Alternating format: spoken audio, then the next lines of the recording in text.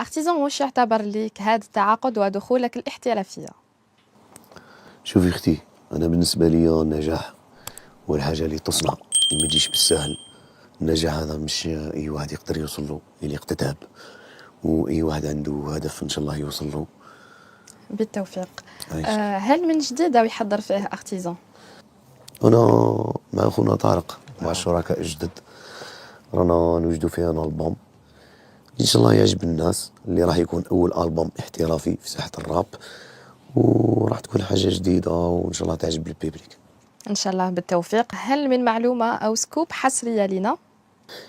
والله في هذه الحاله نفضل التحفظ، باسكو المشروع مازلنا نخدموا عليه ومازلنا نخدموا توجور، ما نقدر نعطيك والو حتى النهار وين يخرج الالبوم.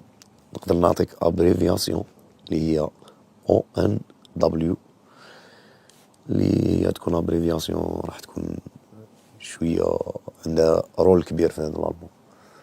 خليك يخرج ان شاء الله نحكي لك. ان شاء الله. هذا السؤال موجه لك سيد طارق، واش تعني لك نسب المشاهده الكبيره والعاليه اللي تحققها اغانيك على اليوتيوب ولي ريزو سوسيو؟ بور موا معناتها انا كما قلتي انت نسب المشاهده في لي ريزو سوسيو، الجمهور تاع اليوم معناتها ولا يعرف الموسيقى، ولا يتذوق ويعرف يميز في الموسيقى مش كما بكري.